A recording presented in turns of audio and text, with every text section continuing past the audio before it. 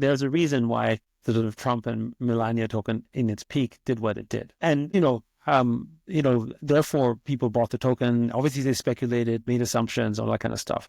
Now, do I think it's a good idea? No, I don't think it was a good idea because I think it hurt the industry more than it benefited it, right? In particular, because even though a lot of people I know that are very sort of experienced in the industry participated, some made money, some lost money.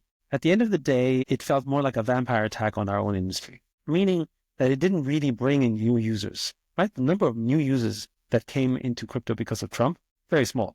It was mostly same guys, right? And so what happened is that the rest of the ecosystem, good projects, people building real solid utility and really solid projects, basically sort of lost a lot of value, lost a lot of liquidity, in favor for Trump, right? Welcome to the Dubai Talk Show. I'm your host, Lubos Jois.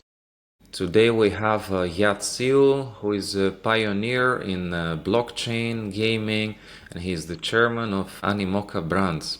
Welcome, Yat. Thank you for having me. It's a great pleasure to be here. You have been quite frequently visiting Dubai the last few years. This is one of the centers for crypto and innovation. How do you find it here? Well, first of all, Dubai has very much been leaning into Web3 and crypto, and that's one of the reasons we actually sort of spend a lot of time here. We have a small operation here as well. We have an office that we set up. So, we're committed to the region. Also, quite a few of our portfolio companies, right? Animoca has, hundreds of portfolio companies, and at least 24 or more of them have already moved to Dubai as well. So clearly it is, becoming a big crypto hub. It's probably one of the leading crypto hubs in the world. Okay, that's amazing. Can you tell us more about Animoca Brands? How many hundreds of companies have you invested over the years? Yeah. And how does your investment thesis and how does your approach has changed the last few years, considering that, the downturn of NFT, a few years back? Yeah. So very quickly, Animoca Brands today has over 540 portfolio companies. So we continue to invest very heavily. We as a company are actually doing a lot more than just gaming, although we're known for gaming because we were early backers in Axie Infinity. We also own the Sandbox, investors in OpenSea, Magic Eden, Pudgy Penguins, Bored Apes, that kind of stuff. But also we're very heavy in DeepIn, AI, so the whole range of stuff. So we're really kind of ecosystem indexed against the entire Web3 space. But we're an operating business, so we're not a fund. A lot of people think we're a VC fund. We're not, because we're investing out of our balance sheet. So the vast majority of our investments come from corporate treasury, which is, billions of dollars. And what we do is we basically help companies launch their projects, advise them, manage, maybe, do like sort of treasury management, liquidity management, that type of stuff to support them in the businesses. And in a way, when you talk about Web3 gaming, you could almost think of it as a kind of publishing business, right? We help them sort of do customer acquisition. We help them grow their base. We do this with things like metaverse, for instance. Right. And we have our own homegrown projects like Open Campus that we help incubate and then launch, which is basically an educational blockchain business providing student loans, for instance, over DeFi, creating a sort of intellectual property rights protection with NFTs for teachers that gives them more money and more capital. Right. So there's a whole bunch of ranges that we basically do with blockchain technology that help sort of advance and grow the space. So we're quite diverse, shall we say, as a business. We are a global business. We're an Australian corporation, but we have our headquarters in Hong Kong, and we have approximately 1,300 people worldwide. So, we're not the biggest, but I would say in the space, we're definitely, I would say, a fairly influential voice. Okay, that's amazing. So essentially, you're not a VC. So what does this mean? Do you invest traditional finances into these companies, or are you focusing on buying tokens and holding tokens of these Well, companies? both. I would say that we definitely do a lot more tokens lately. And the reason why we do a lot more tokens is because we think of tokens as this new network asset, right? And it's different from equity. So of course we do equity as well, which is a traditional instrument, but tokens are actually the mechanisms in which you own a piece of the network effect. And for Web3, most companies, not all, most companies are basically building networks.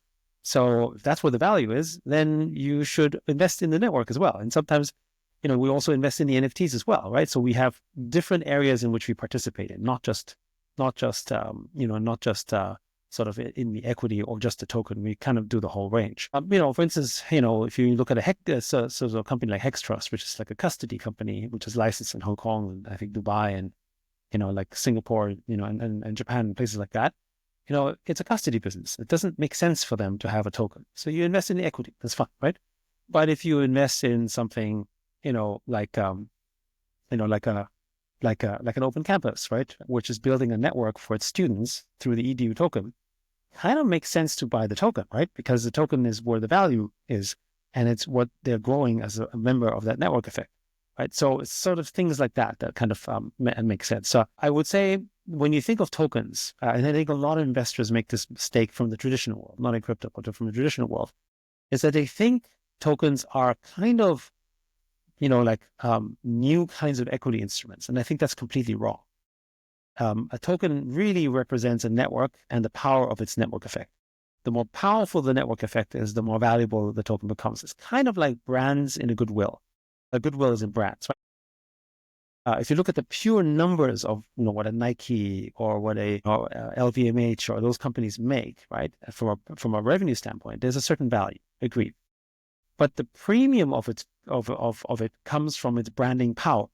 That's in traditional finance, we call that goodwill. And that to me is kind of what network effects represent in a way. It's a power that it has that isn't quantifiable in traditional sense, but now through a community construct or through these network effects, you can create a value for. And this to me is a better way to explain meme coins, for example. Now, not to say whether a meme coin has or has no value. It's to say that the value comes from the community and the network effect that is created from the community. And sometimes they're flash in the pans, only worth something for a very short period of time, like a trend, like a fad, like some brands. And some of them last long, right? And maybe last forever because they've got that type of broader sort of framework of reputation and broader framework of communities that have built around them, whether it's a belief system, whether it's utility, whatever that may be. And these become the more, say, lasting ones. And so we try to look at the market in that way and try to understand it that way. Some people have described Animoca and yourself kind of like the equivalent of MicroStrategy when it comes to Bitcoin. I mean, what I mean, For altcoins? Animoca, yeah, in terms of altcoins, Ethereum tokens, etc., kind of. Yeah. So first, it's an interesting description. I've heard it a few people say that we're kind of like the MicroStrategy of altcoins. In some ways, you could say there's some parallels because, Bitcoin, obviously for MicroStrategy, is the 50% or 55% in terms of Bitcoin dominance. But then what happens to the other 40-45%, right? Do you want to buy individual tokens or do you want to have a sort of an ecosystem approach? And some investors have told me that they invested in Animoca. We're a public company, so you can buy our shares, even if we're not traded in the traditional sense, but you can buy our shares because it's all common. And have said, hey, they bought Animoca shares as a way to index themselves against space for altcoins. But of course, we are very different from MicroStrategy in the sense that we generate yield from our treasury directly, right? Which our MicroStrategy does not do. MicroStrategy, Bitcoin doesn't have traditional yield. So really, what Saylor is doing is he's effectively sort of, selling the volatility of his own share price, as it were, of his own shares and leveraging that to keep buying Bitcoin. So he has debt. We don't have debt in that sense. Like we have borrowed funds for the purposes of buying altcoins. Like that's again, so strategically it's different. We make revenue from a business activity, and from that we make investments in companies that then issue tokens, which we have in the reserve that we then do treasury management and then create maybe yield from. So we grow our token portfolio, but we don't acquire tokens in the same way that MicroStrategy is. But we are growing our token base. I mean, our token base today is worth anywhere from $3 to $4 billion, for instance, right? So and growing. So you could say, it's a kind of index maybe. But I think the other way to think of us, and the way that we like to think of us, and we like to think of ourselves essentially as ecosystem builders. And we have grow the space. And I think the more apt comparison, which is maybe not super precise because it's only focused on gaming, but it's an example, is like if you look at Tencent, right? Tencent is an operating business, obviously known for gaming and its communication platform WeChat. But, it's also the largest gaming investor in the world with probably 600-700 gaming investments right now, right? And most people don't realize that Tencent is such a big gaming investor. But the reason they make those gaming investments is because it's a way for them to stay not only relevant and informed about the gaming industry, it also gives them optionality as to what happens in the gaming industry if one game does well or you learn something in the industry. And that's how we think of it as well, which is that we're so indexed across the Web3 space that if something happens, if there's a trend, if there's a market interest, if there's something happening in the space, we should be able to hear it very quickly. We should also be able to adapt to it. And we're also hopefully exposed to it so that we're kind of indexed against the space. Because, in an environment which has this level of volatility and change, just think about the last 3 years. What was big 3 years ago is not big today, right? And they go through cycles and they swing through it. What is the way in which you, as a traditional investor, how do you get exposure to that? Most people are not degen traders, right? And most people don't have the ability to sort of, look, oh, what's happening here? What's happening? Because it's basically like gambling. How do you navigate the space? And Animoca is perhaps one way to get exposure through that by saying, hey, if I'm in Animoca, then through the market cycles of the Web3 volatility, I have a way in which we continue to grow and build, which is kind of what we built out. So that's probably one way to think of it. Yes, I mean, if you think in an overall sense, yeah, it's all about speculation, and it's all about creating this brand value. This is how Apple obviously distinguished itself over the years, with amazing brand value, and this is what Bitcoin has managed to do, because essentially the use of it, can be questioned. What is the point of Bitcoin? But essentially, it's the pioneer of this kind of Absolutely. This kind of system. Yeah, myself, I've been about 5 years investing in various tokens. I mean, I'm not so much into gaming and metaverse. I was more like into the kind of transactional kind of tokens and the main ecosystems. So based on what you said, I would assume that you don't really invest in meme tokens. Is that right? No, that's not right. No, we also have investments in meme tokens. Depending how you classify them as meme tokens, right? So I think our most recent one that most people know is Pengu, which is obviously Pudgy Penguins related. And it's basically a kind of a meme coin, right? But we're also investors in other ecosystems around the world that all related around sort of meme coins, right? So, but just to explain why we would invest in meme coins is when we think that there's a network and a community that can be leveraged, we think those become platforms. So if you create a product or a game and you want to target a customer base, well, you could actually target a meme customer base, right? So if you want to go and say, I want to make a game that uses Dogecoin, as for example, or SHIB, right? Or Pengu, or ApeCoin, it doesn't really matter. Like any of these products, you can basically say, hey, I'm going to do a product that launches that. Actually, what you're really doing is you're basically creating a framework where where you can target these customers. So, hey, I own ApeCoin, I have a product for you. And if you can use your ApeCoin on my product, whether this is staking, whether this is customer acquisition, whether this is marketing, whether this is paying for something, it doesn't really matter. And you will get their attention.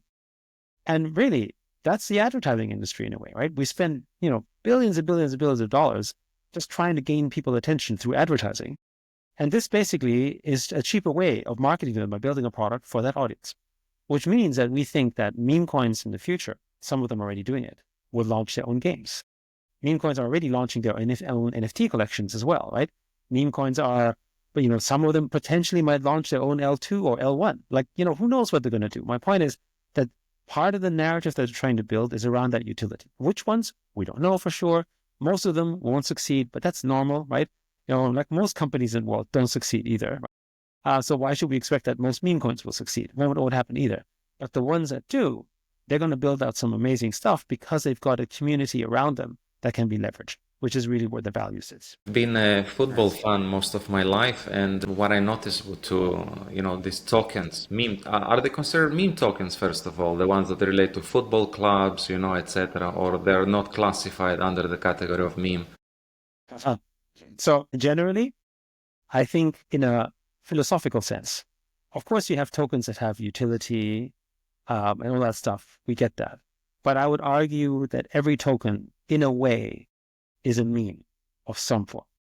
And the reason why I say that, I subscribe to this view that was sort of described some time ago by, how some people sort of describe people like Homo economicus, so people who are very rational and economically minded. And I would say, arguably, people thinking traditional terms would argue that we're very economically, rationally driven humans. But actually, when you think of something, another term that was popularized really, I would say in Germany, maybe decades ago, was this term called Homo neurans. And Homo neurans, really what they're saying is that we're narrative creatures. Like as humans, we're driven by stories, and stories are not always rational, and we're driven by these ideas. And what is an idea? It's a meme, right? It's a cultural artifact, right? And when you think about the power of ideas, I think they're much more powerful than let's call it traditional rational thinking. Because ideas that are meme-like in nature, like for instance, freedom is a meme of sorts, right? And it's a new meme in the arch of human history. It's not a new meme to us here, recently, but for people 500 years ago, that was a new thing, right? Most people were not free. Most people did not have property rights. Most people didn't have democracy. They don't know any of that stuff, right? And then when that became a popular meme, what happened? They overthrew the government. They changed the world, right? This wasn't a rational decision. This was a purely emotional, sort of feeling-based storytelling narrative. And even memes can go bad. Communism, I would argue, is a pretty bad meme in the sense that it was a story that we told people, or some people told people, that would be good for you. And people believed it. And then, of course, we know what happened, right? It wasn't good for people at all. But the point simply being is that, ideas that are mimetic in nature, and really when we say mimetic ideas, it means to say that they are agreed by others and they have this copy quality, right? I think it was Richard Dawkins who basically coined sort of, I guess, this sort of mimetic sort of viral coin around the fact that viral perspective on that sort of memes are sort of similar to viruses in the sense that they have an idea that spreads, right? And that idea spreads and takes hold in society and then, becomes a reality of some sort. And we agree, and they copy, kind of like how viruses copy as well, right? Whether you call it a viral network effect or whether you call it a mimetic effect, it's the same thing. It spreads a certain way, right? And so obviously Bitcoin's sort of culture and utility is a store of value, but Bitcoin, as it emerged, was really a revolt of an idea. And the idea was, we do not like quantitative easing. We think that you're devaluing our money. We think that, so it's a revolt. And it was a creation really as a meme, as a construct of a meme. Of course, with the utility mindset, that's its story. But it was still a meme in some sorts because it was an idea, right? Because it represented sort of that cultural artifact. So I would say, in that sense, I think every token has a meme quality around it. How much of a meme they are, we can debate, but every token has a meme quality because every token has a story. What are your thoughts on the Donald Trump and Melanie Trump meme? I mean, look, from that perspective, talk about the ultimate story, right? There's a reason why the sort of Trump and Melania token in its peak did what it did. And, therefore people bought the token. Obviously they speculated, made assumptions, all that kind of stuff. Now, do I think it's a good idea? No, I don't think it was a good idea because I think it hurt the industry more than it benefited it, right?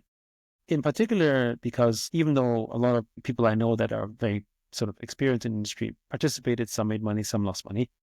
At the end of the day, it felt more like a vampire attack on our own industry, meaning that it didn't really bring in new users, right? The number of new users that came into crypto because of Trump, very small. It was mostly same guys, right?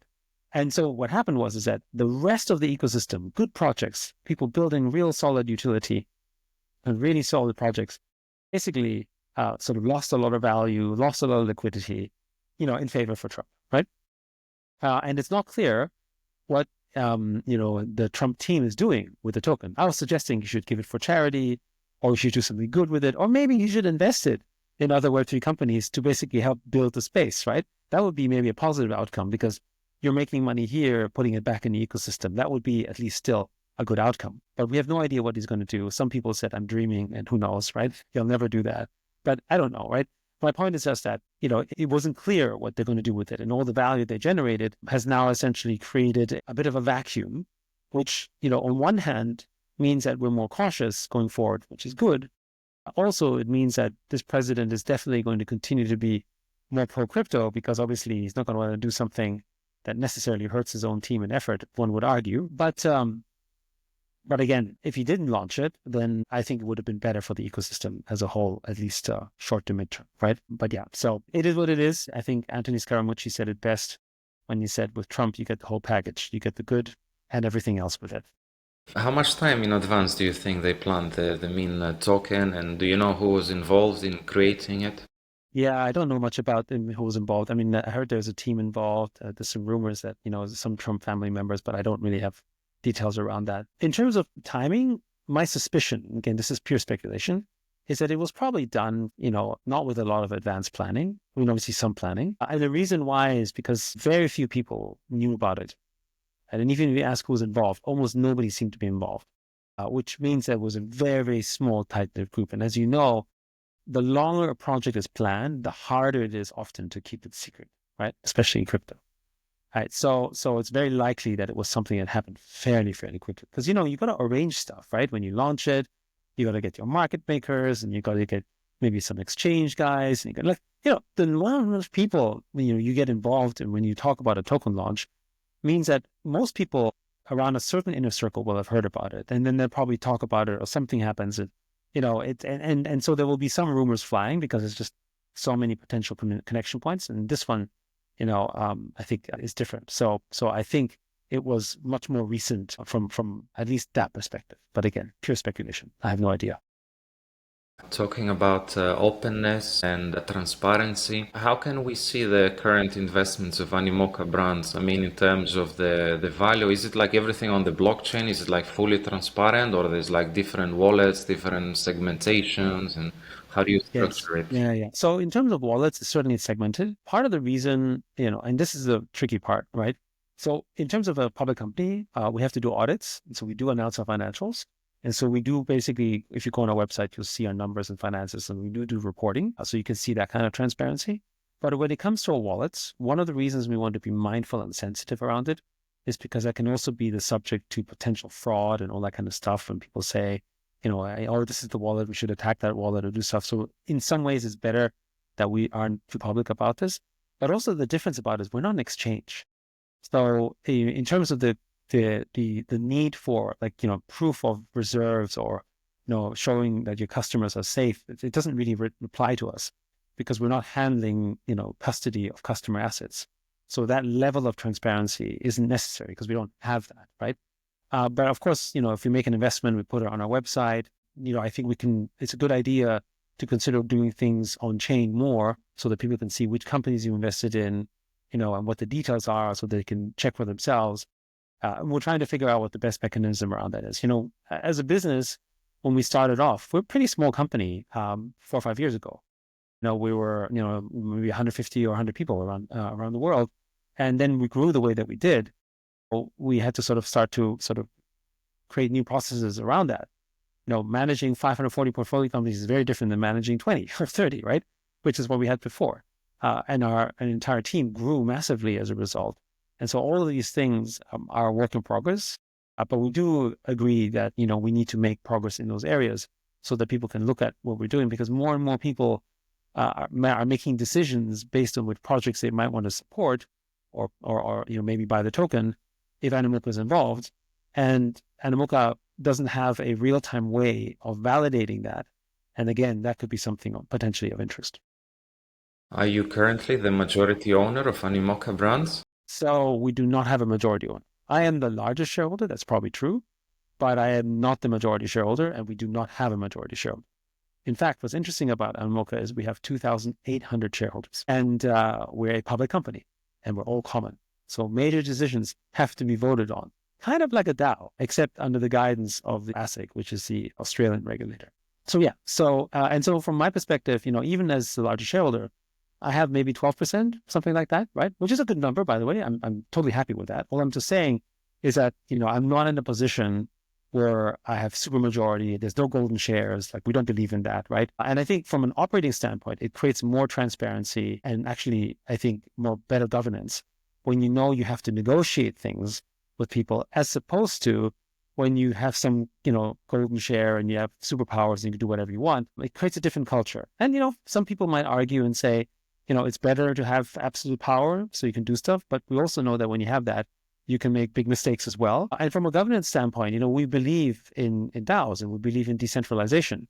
So it would be a little bit hypocritical if a company like ours that is building in a decentralized space was operating in a centralized way, very much so, right?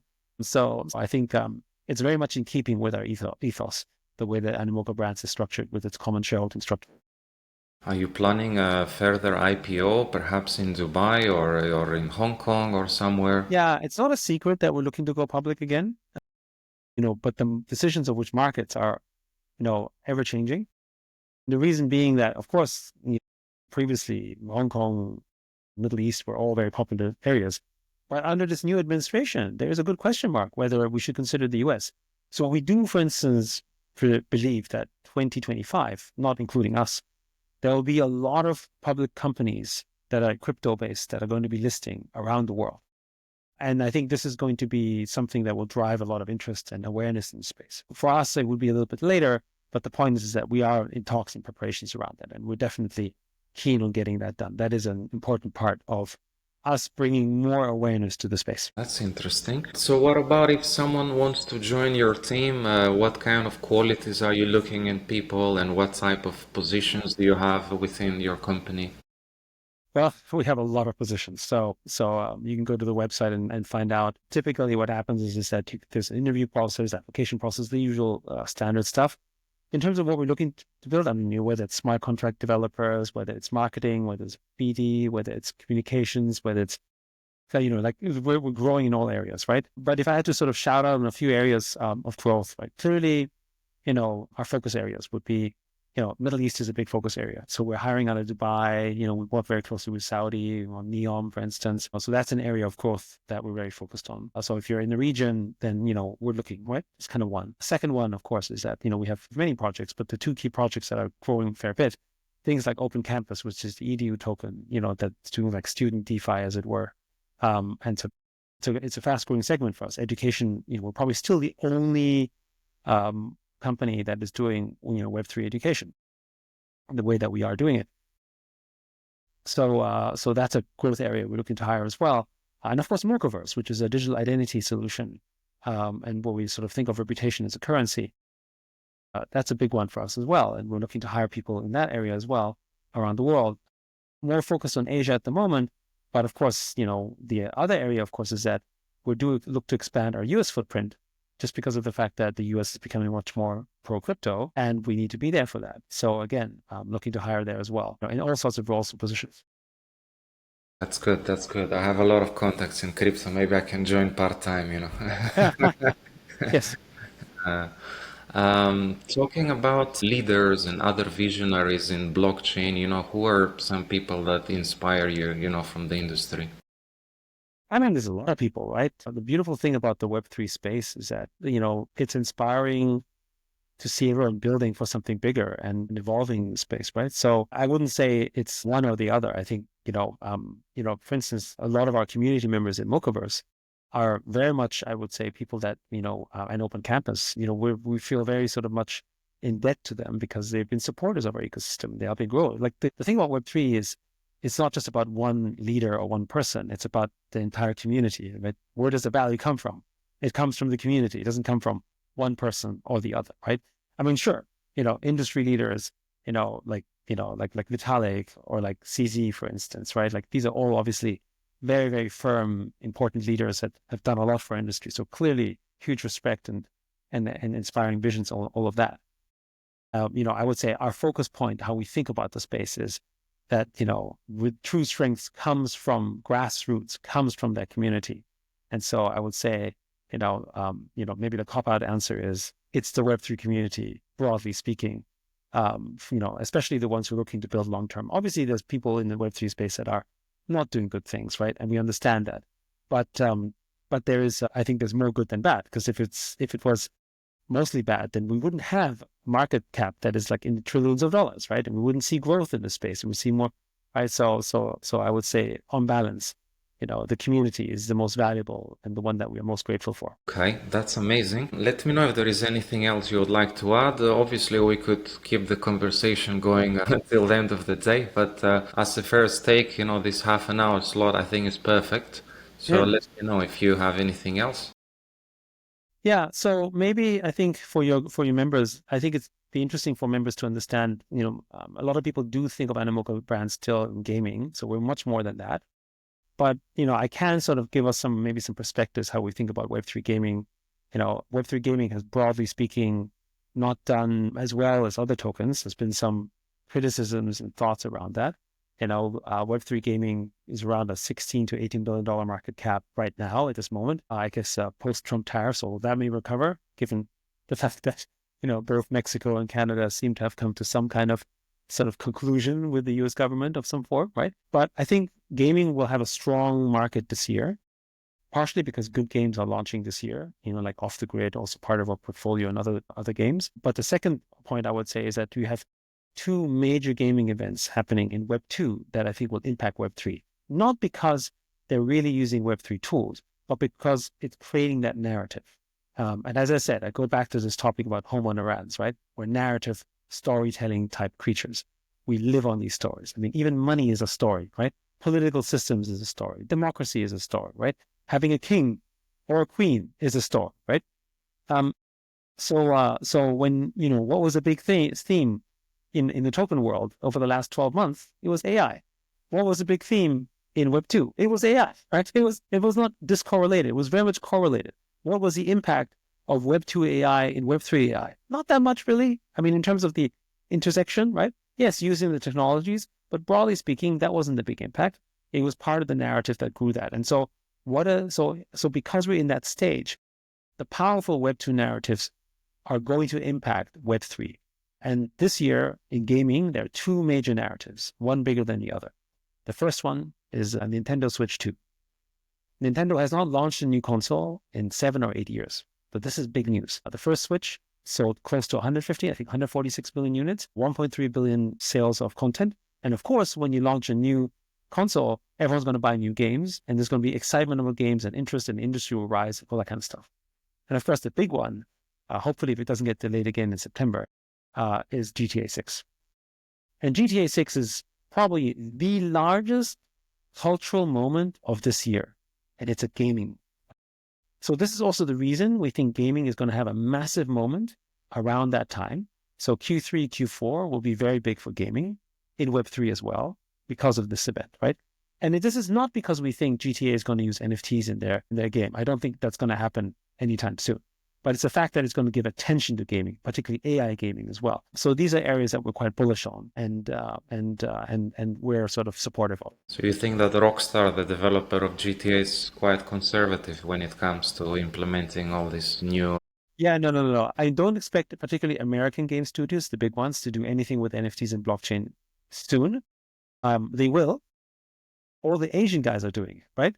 So, Krafton, PUBG Maker is doing something in Web3. Square Enix is doing something in Web3, right? They're all doing stuff in Web3. But the Western game companies, with the exception of Ubisoft, are not really doing much in that space for the time being, right? And that has a lot more to do with ideology than necessarily business sense.